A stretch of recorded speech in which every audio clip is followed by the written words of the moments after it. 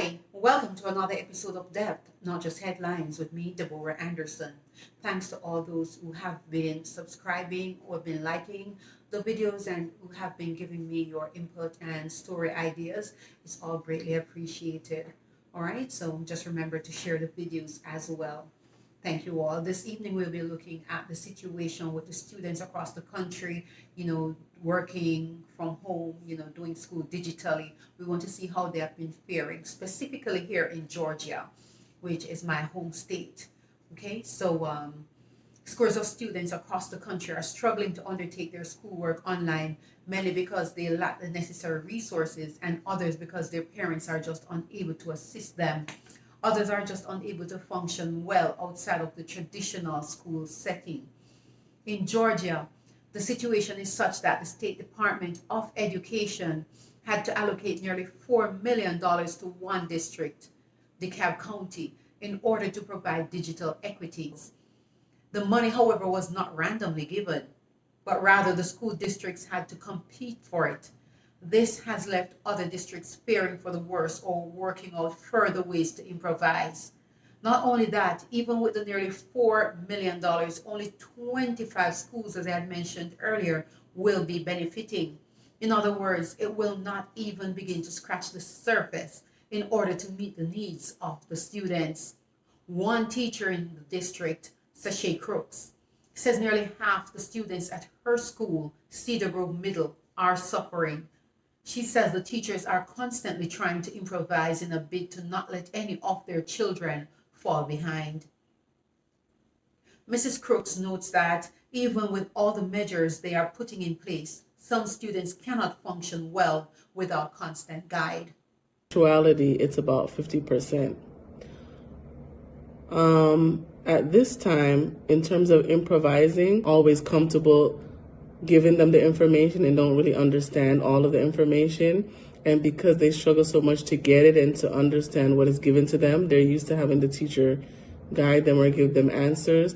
They struggle a little bit, but some of them who have good parent involvement do better. But overall, most teachers have seen a decline in student work and involvement. Right now, I would say overall it's about 50% of students who prefer online work over regular brick and mortar.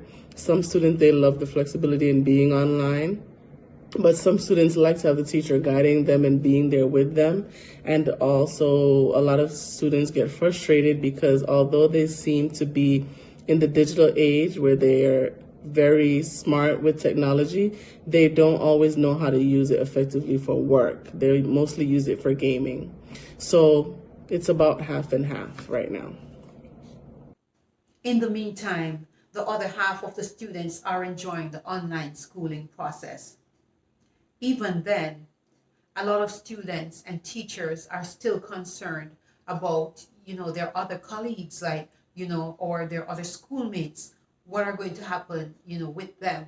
How are they going to manage once school resumes, whether they go back this fall or if it's next year that they go back to the brick and mortar school? If they're lagging so far behind at this point, how will they be able to catch up if that situation is not dealt with right now as a sense of urgency? So the teachers, the parents, and the students are imploring the state to really do more. The Georgia Department of Education to step in and see, hey, how much more can we assist the schools? Or call on the lottery. You have a lottery program for students who do dual education. You can help them from that fund. That's just a suggestion there. But if any of you viewers actually have any ideas or know of any programs that I may not have mentioned, feel free to put your comments below. All right, I'll definitely read it and I'll investigate. But at this point in time, this is a really bad situation and scores of our students really need help. Not all parents are equipped to assist their children at home. One thing we can all learn from this as parents, because I'm a mother of 4, is that we must appreciate our teachers. Because now that for those who have not been, homeschooling their kids before the pandemic, they've come to find that it's not an easy undertaking.